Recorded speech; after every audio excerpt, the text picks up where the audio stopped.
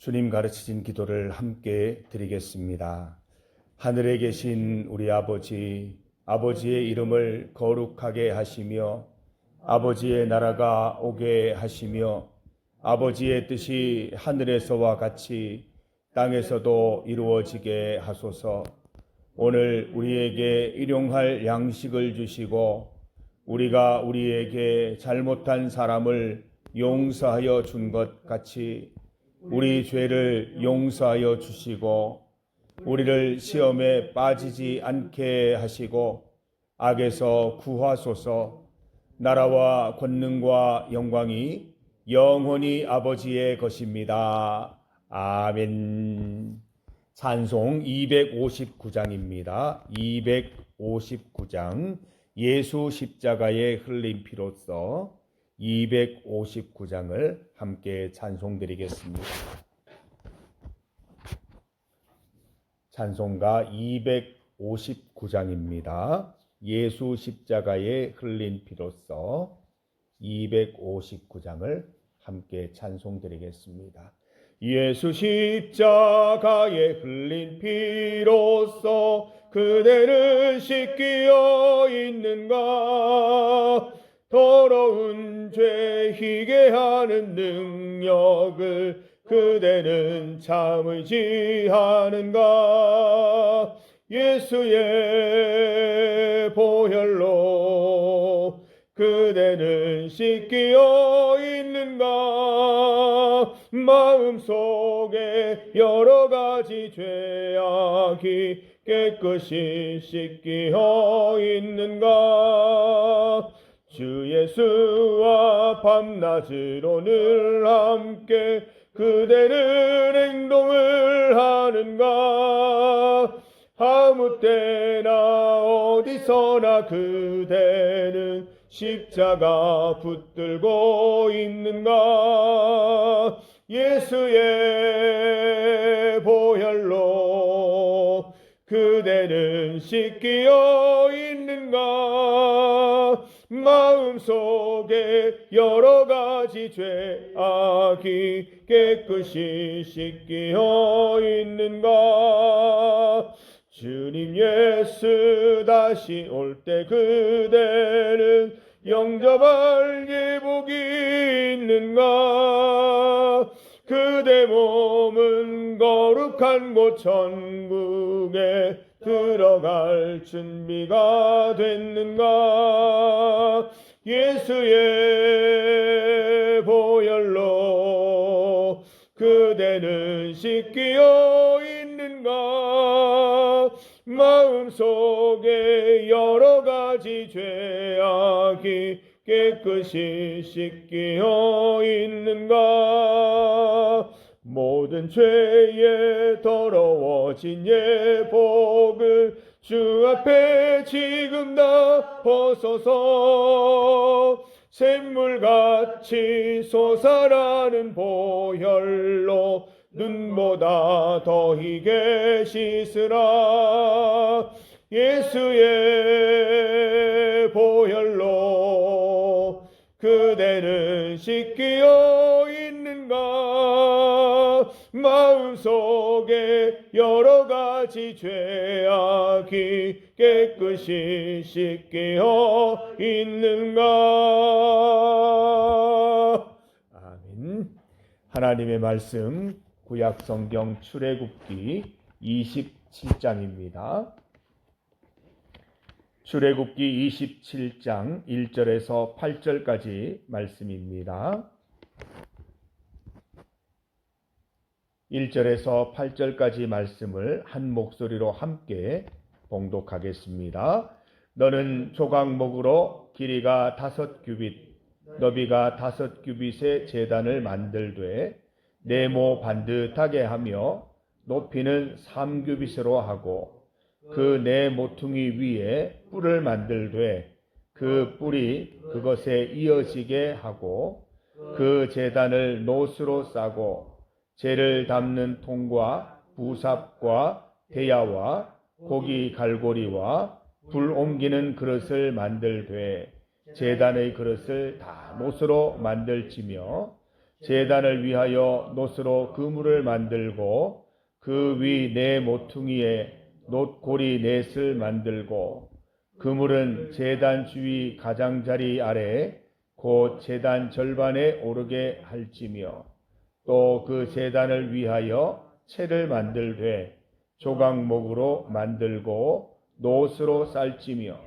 제단 양쪽 고리에 그 채를 꿰어 제단을 매게 할지며 제단은 널판으로 속이 비게 만들되 산에서 내게 보인 대로 그들이 만들게 하라. 아멘. 함께 읽은 말씀으로 만남의 통로라는 제목으로 주의 말씀 증거하겠습니다. 오늘은 제단 설계도입니다. 번제단이죠. 이 제단의 설계도를 우리에게 보여주십니다. 아카시아 나무로 제단을 만들었습니다. 앞에 그림을 보면 가로와 세로가 똑같습니다. 가로 세로 2.25m 정사각형 모양입니다. 높이는 1.35m 정도의 높이입니다. 네 귀퉁이에 뿔이 있습니다. 이렇게 뿔이 있어서 여기에 이제 받쳐지는 제물의 피를 이렇게 다 발랐습니다. 이 네 뿔이 제단과 하나로 이어지게 되어 있었습니다. 네 개의 뿔에는 청동을 입혔습니다. 재를 담는 통, 부삽, 대야, 고기 집게, 화로를 또 청동으로 제작을 했습니다. 여기 보면 부수적인 기구들이 이렇게 나와 있습니다. 청동으로 그물 모양의 석쇠를 만들고 석쇠의 네 귀퉁이에 고리를 만들었습니다. 그 석쇠를 제단 가장자리 밑에 달아서 제단 중간에 자리하게 했습니다. 이 번제단 아래쪽에 이 석쇠가 있어서 이 번제물을 태우고 남는 재를 담고 그렇게 했었습니다. 제단을 드리는데 쓸 채는 아카시아 나무로 만들고 청동을 입혔습니다. 제단 양쪽에 달린 고리에 그 채를 꿰어서 이 제단을 나를 수 있도록 한 것입니다. 이 제단은 널판으로 만들되 속이 비게 만들어졌습니다. 이렇게 채도 끼우고 속이 비어 있는 형태로 만들어져서 그 위에 제물을 태우고 남은 재를 이렇게 회수할 수 있도록 그런 형태로 만들어졌습니다. 이 제단은 굉장히 중요한 자리죠. 이스라엘 백성들이 하나님을 만나는 통로이고 이스라엘 백성들이 하나님께 제사를 드릴 때마다 이곳에 와서 자기가 데려온 양이나 소나 염소의 목을 직접 그어서 피를 내는 죽이는 작업을 했습니다. 그 양을 죽이고 소를 죽이고 염소를 죽이는 그 행위는 내가 죽는 것과 다름없는 그런 행위입니다.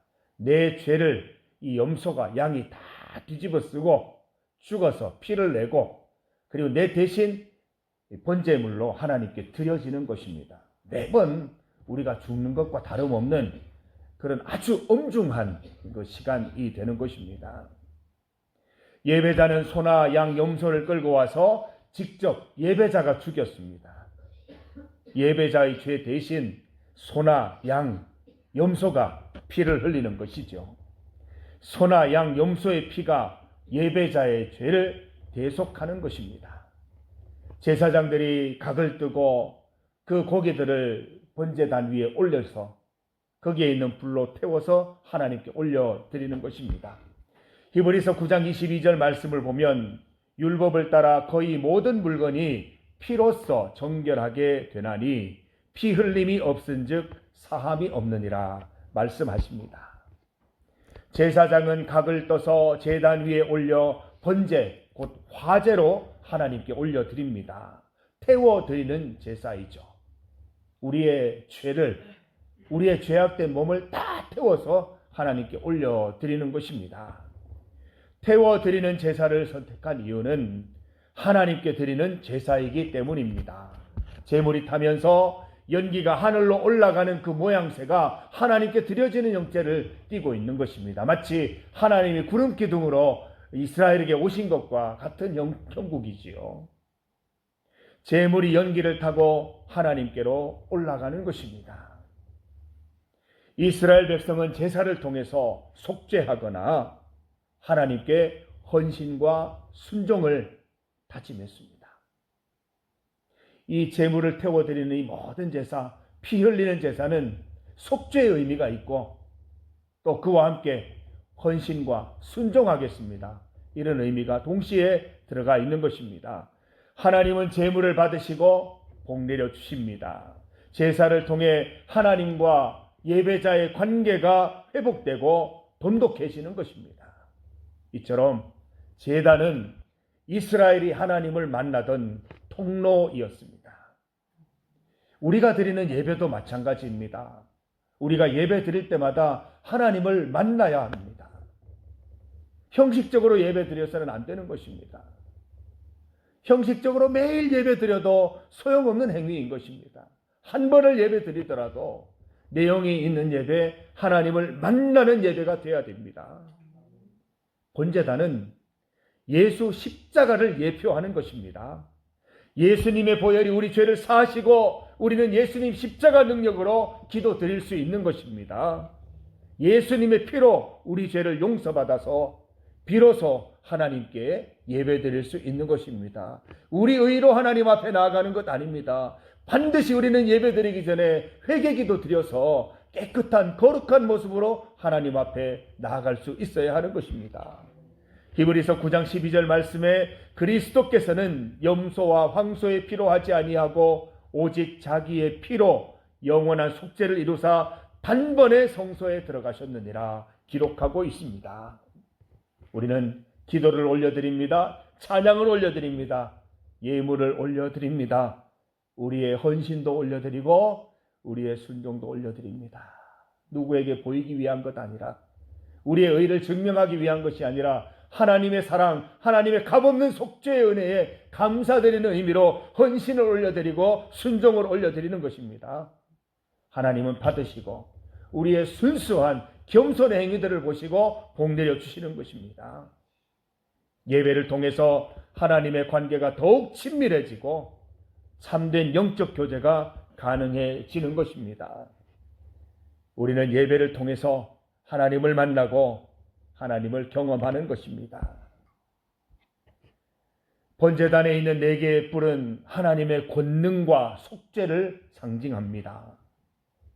제단 위의 불은 항상 꺼지지 않고 유지되었는데 이것은 하나님의 임재, 예배자의 지속적인 헌신을 상징하는 것입니다. 우리의 헌신이 있을 때, 우리의 순종의 예배가 있을 때 그곳에 하나님의 임재가 항상 있는 것입니다. 우리가 속죄받는 예수님의 이름으로 대속되는 그 순간, 그 자리에 하나님의 권능이 임하는 것입니다. 하나님의 권능과 속죄가 있는 성전으로 나와서 하나님의 임재를 날마다 경험하시기를 바랍니다. 우리의 지속적인 헌신과 순종을 올려드리시기를 바랍니다.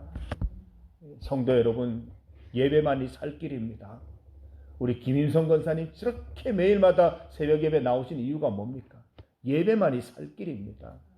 예배만이 우리 안에 계시는 하나님을 발견하는 길이요, 하나님을 만나는 통로요, 오늘도 살아갈 힘이 되기 때문입니다. 우리의 일상적인 반응도 예배여야 합니다. 이 1시간 예배 드렸다고 모든 의무가 끝나는 것이 아니라 이 모습 이대로 오늘 24시간을 살아가셔서 항상 하나님이 우리와 함께 하시고 하나님의 임재가 우리 일상 가운데 함께 하시고 하나님의 권능도 일상 가운데 나타나는 그런 삶이 오늘도 있게 되기를 간절히 소망합니다. 새벽 예배와 개인 예배, 일상의 예배를 통해서 반드시 꼭 하나님 만나는 오늘 되시기를 바랍니다. 예수님의 대속의 은혜로 우리는 담대히 하나님 앞에 나아갑니다. 감사드리십시다. 우리의 헌신과 순종의 제사를 날마다 드리면서 하나님께만 헌신하겠습니다. 하나님께 순종하는 삶을 살겠습니다. 오늘도 순종의 제사 드리시고 헌신의 제사 드리는 하루 되시기를 간절히 소망합니다. 함께 기도드리겠습니다. 하나님 감사합니다. 우리는 아무것도 아니요, 우리는 하나님께 나아갈 수 없는 존재입니다. 그러나 예수님 십자가의 은혜로, 보혈의 능력으로 주님 앞에 나아갑니다. 우리에게 이렇게 큰 은혜를 베풀어 주신 하나님의 은혜에 감사를 드립니다. 그 은혜에 힘입어 주님 앞에 나아가 하나님 말씀 듣고 그대로 살아가는 인생 되기를 원합니다. 혹여나 우리가 주의 말씀대로 살지 못하였다면 반드시 주님 앞에 회개하여서 정결하고 거룩한 모습으로 주님 앞에 나아가기를 간절히 원합니다. 세상의 모습과 성전에 있을 때의 모습이 다르지 않고 꼭 같기를 원합니다. 교회에서 주님 앞에 고백하는 그 모습대로 일상생활을 살게 하시고 일상의 삶처럼 예배드리게 하셔서 하나님 기뻐 받으시는 우리 인생 되기를 간절히 소망합니다. 주여, 우리에게 은혜 베푸신 하나님, 오늘도 헌신의 제사로 순종의 제사로 주님 앞에 나아가오니 우리의 예배를 받아 주시옵소서. 이 시간 주님 앞에 나와 간절히 기도하시는 우리 성도들의 기도 소리를 들으시고 흠향하시고 응답하여 주시옵소서. 오직 하나님께서만 이 기도 제목들에 응답하실 수 있사오니 믿음으로 나아가오니 반드시 응답하셔서 내 삶 가운데 하나님의 살아계심을 경험하고 인정하는 사건이 있게 하여 주옵소서. 예수님 이름으로 기도드립니다. 아멘.